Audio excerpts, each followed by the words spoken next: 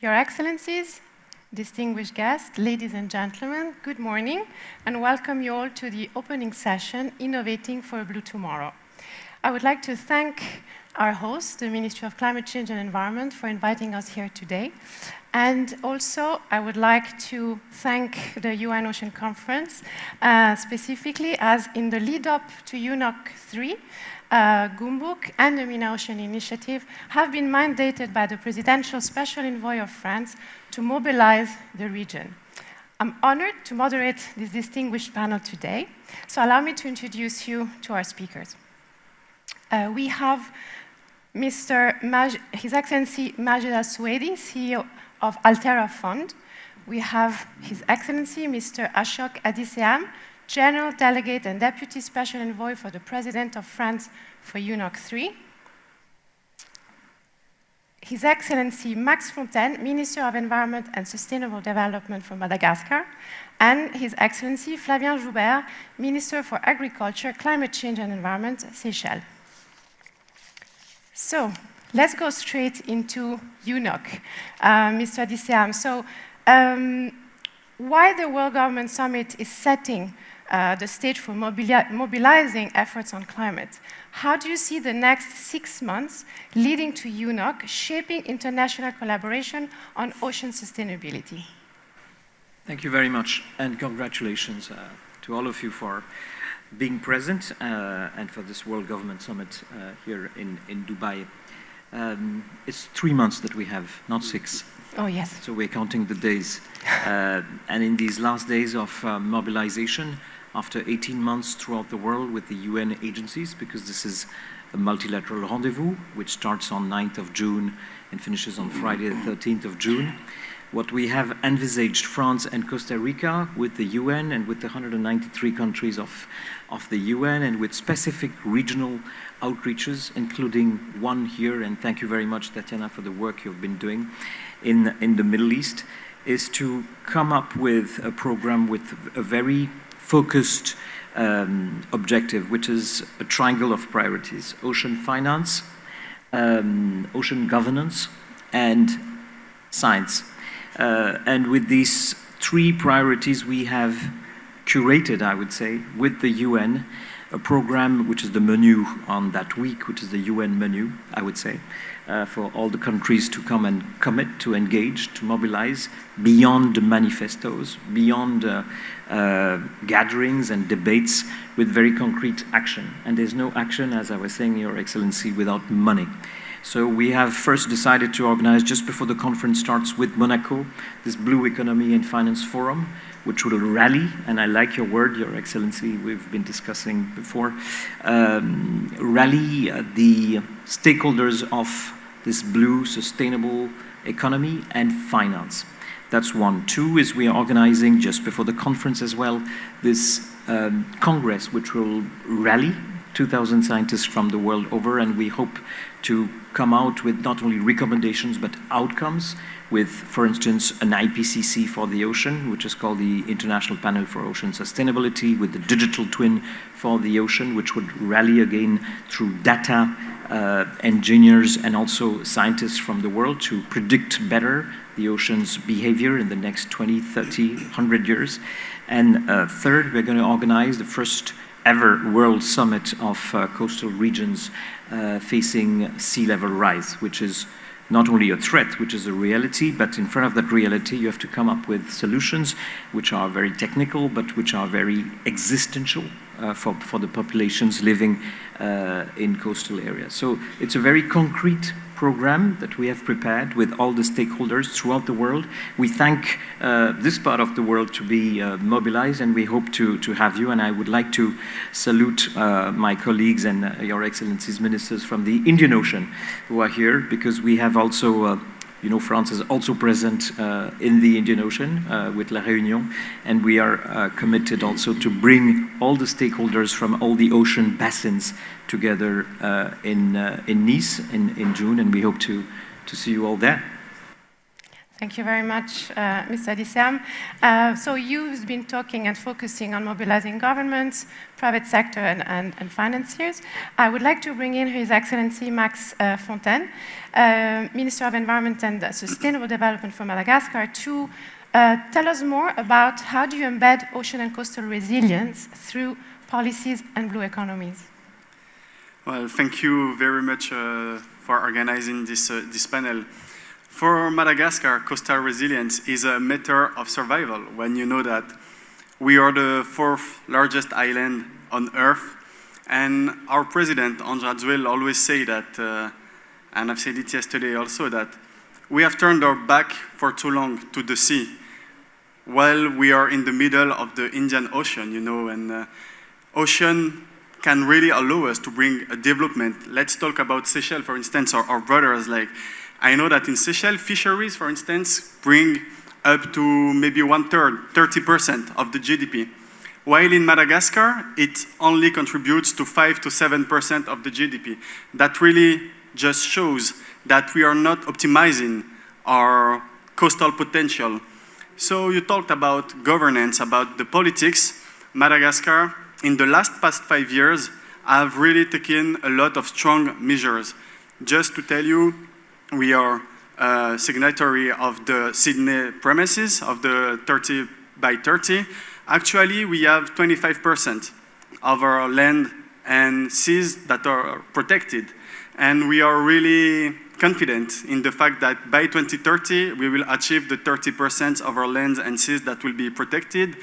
We have recently officially recognized the LMMAs, locally managed marine areas, that will really allow us, you know, to give the power, to give the tool to the local populations to take their destiny into their hands. We have signed the BBNJ in New York last year, and we really do hope to ratify it and to arrive in Nice with the BBNJ ratified. And we are developing a lot of financial tools also to manage these protected areas, these marine areas. We have talked about the fact that in Nice there will be a triangle, ocean finance, ocean governance, and science. When we talk about ocean finance, we are still a way back, you know, compared to green finance, for instance. But it's really important to have this blue finance, this blue diplomacy, and that is the reason Madagascar is actually totally reframing our legal framework on blue carbon to make sure that we can attract investment, you know, to protect and to restore our mangroves, to work with our fishermen, and to really foster the blue economy. So it's a range of holistic actions that will really allow us to give more weight to the blue economy. We are also doing a lot of effort into protecting our coastal regions, our coastal areas, and in 2024, Madagascar hosted the 11th COP on the Nairobi Convention. The Nairobi Convention is the convention of all the countries in the Indian Oceans, in the eastern part of Africa, that allow us to raise more protection on our coastal regions and to develop the blue economy in this region. So we had our brothers also from Seychelles, from Maldives, from Kenya, Tanzania, etc. And all these countries have agreed to give more power in the protection of our coastal regions. So this is the range of actions, of the holistic actions that Madagascar is actually undertaking to protect our oceans and to bring more means to our coastal communities. Thank you, Your Excellency. You mentioning recently in your last statement on focusing on blue economies. This is where I would like to bring in His Excellency, Mr. Flavien Joubert. With 97% of Seychelles territory covered by the ocean, sustainable marine management is a necessity. So as the first African nation to ratify the BBNJ treaty, how will Seychelles turn this commitment into concrete policies and enforcement? Thank you very much. Good morning, everyone. First, the signing of the BBNJ treaty in 2023 for Seychelles is a continuation of our drive to have better ocean governance and to be committed towards protecting the ocean on a regional but also on a global scale. So it's part of our contribution towards the global effort at protecting the ocean. In 2018, Seychelles came up with its Blue Economy Roadmap, which spelled out measures to ensure that we have co-management for conservation, but also for exploitation of resources in the ocean. In 2020, we put in place measures to move our level of protection of the ocean of the EZ from 0.04% to 30%. And today it stands at 32% protection of our EZ, and that was through laws and regulations. And this year, we will finalize our Marine Special Plan. We will put it into law. In fact, it might be next month. We will turn that into law. And that will be the basis of future actions for the country in terms of ocean management. Now, when it comes to implementation, we are converting those commitments into laws, regulations, policies, but also a process that involves all partners. If we look at the process that led to the Marine Special Plan, we had more than 140 meetings with stakeholders, different groups from the private, from government, from non-government organizations, and also from scientific bodies who have helped us put together a plan that actually incorporates all points of views and all interests, so that we do have something that is sustainable in the long run. Why do we do this? Because we recognize the importance of the ocean for our country, as my colleague from Madagascar has mentioned, but also because we also recognize that us as a country, we have to take action, serious action, to ensure that our part of the ocean is maintained, and also that other partners in the region, they also benefit from something that is controlled, that is well managed, and that can actually be sustainable for all of us. Some of the key lessons that we have learned through this process, and I'm very happy to hear from my colleague from France about the triangles that they are considering for the Ocean Conference in Nice. One of the angles of that triangle is science. So for us, one of the key aspects was knowledge. Knowledge that is gathered through partners, knowledge that is gathered through past historical information that we used to have, and also developing a local cadre of people with the right scientific skills who can actually go and pick up that knowledge and feed it to the process. So for us, it is something that is crucial to ocean management. Knowledge is very important. The second one, I'm also very happy to hear that financing is important. We have some measures that we have put in place. We did a debt swap in 2014. We are now halfway through developing financial measures to make sure that we can actually manage effectively this Marine Special Plan. It is a vast area. It goes all the way down to Madagascar. So we have to have the right resources to be able to manage that area. And financing is one of the things that we are developing. We are halfway there. We need to put in more effort. We need to bring in more ideas about how to generate the right level of finance to make sure that things actually are sustainable in the long run. And also, one of the key aspects is government commitment. I think we won't get anywhere if our governments don't recognize the importance of the ocean. They don't recognize the importance of the ocean for climate also, but also for the livelihoods of people, and also don't convert that commitment into real action on the ground, and also through international diplomacy, encourage all other partners, encourage everyone around your region to actually take action when it comes to the ocean. This is something that Seychelles is trying to do at the regional level, but also at the global level. And you have heard that in the speeches and the interventions of our ministers and president on the international stage. I will stop here. Thank you very much. Thank you very much. So as we've heard the whole session, it's really about commitment from governments, but also very important and key to action is the finance aspect. So we need to raise $9 trillion annually to close the climate financing gap by 2030.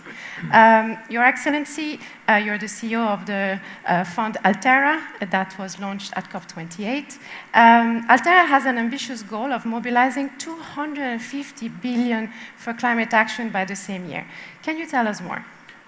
Well, first of all, thank you, Your Excellencies, for being here and having me part of this conversation. I think it's a very important step as we think about oceans, about how we start to think about the fact that many of us, including here in the UAE, our livelihoods, our economies are often tied to the ocean.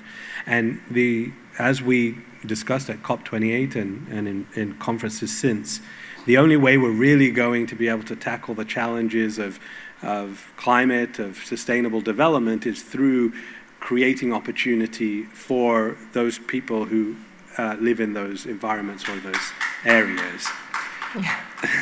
And so what we need to do is think about, okay, what are the investments that we can make where we can be encouraging and promoting or incentivizing the types of economic growth and activities that are sustainable and that allow us to use these natural resources in a way that is, good for the planet and good for all of us.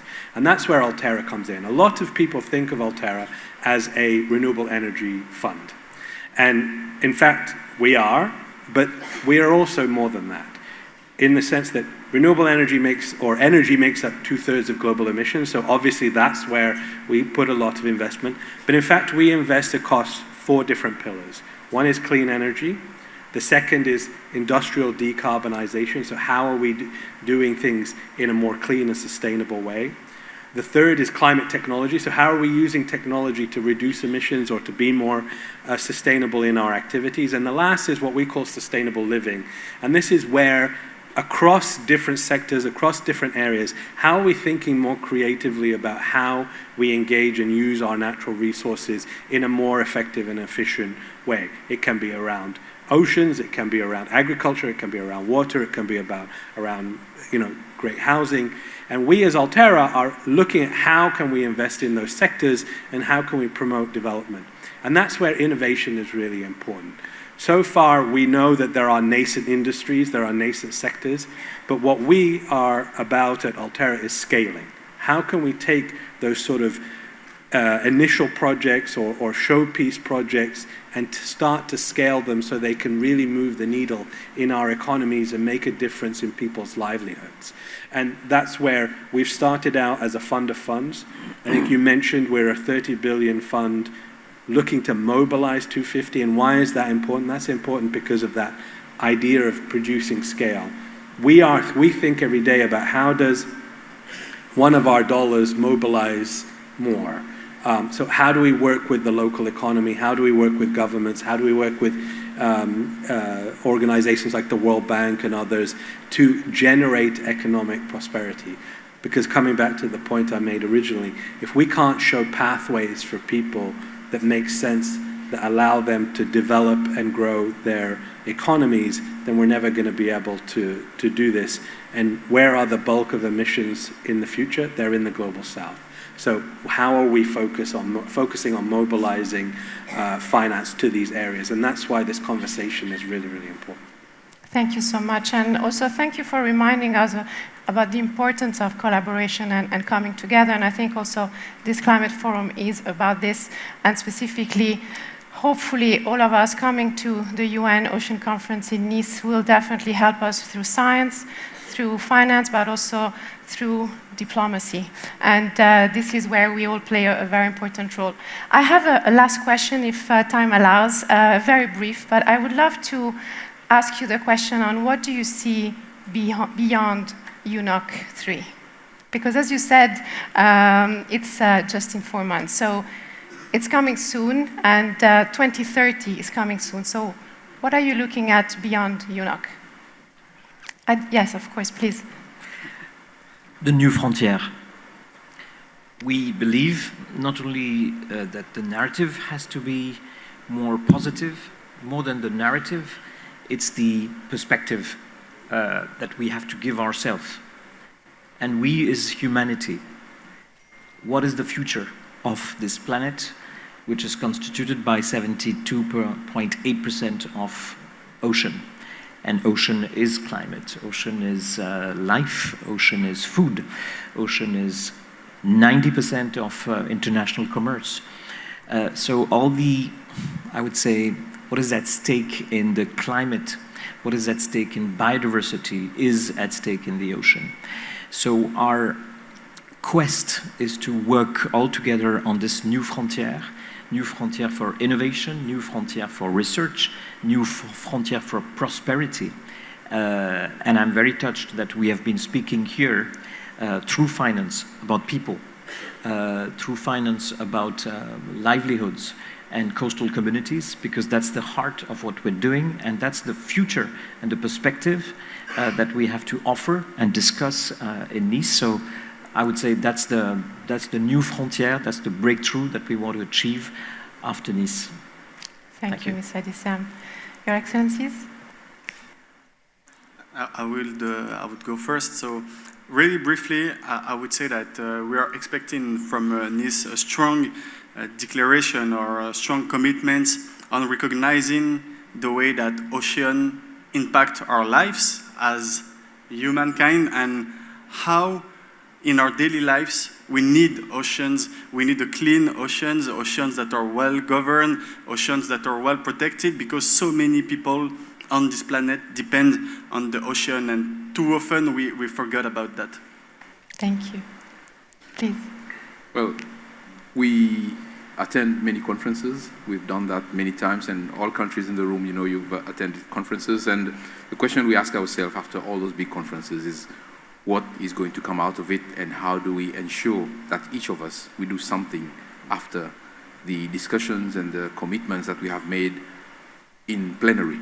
So for us, it's about converting our speeches, our expressions that we put out in the room, convert that into real action. And even if it's a small thing, it makes a big difference. So let us convert those declarations that we make, those treaties that we sign, into real action. And for us, the BBNJ, it's important that we get to the point where everyone has signed up and we start rolling out action out in the open sea so that territorial waters, EEZ, but also the high seas can be managed so that we maintain the health of the ocean for a healthier planet.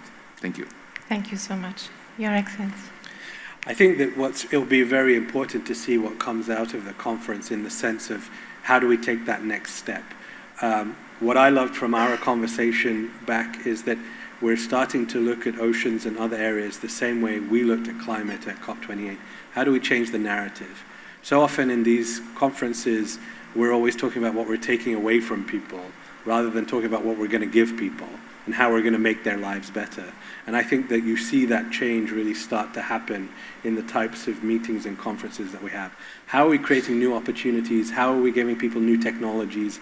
How are we helping them to improve their standard of living? And particularly for the Global South, we know that's really, really important as we grow and develop this region. So that's what I look forward to, is to seeing how can we change that narrative to be more positive.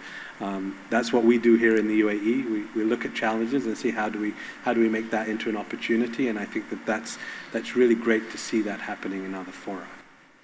Thank you very much. Well, we can definitely say that this first opening session has been really an eye-opener in the sense of seeing real action happening already, of a future vision of what we can do in terms of collaboration, partnership, finance, but also the focus on humans. And this is something we always say, that we talk a lot about saving the planet, but we also need to think about saving humans. The nature we know today is the one that supports us. Nature will change, and we don't know if it will still support humans. So let's look at humanity as our focal point and the reason to drive action for everyone to thrive.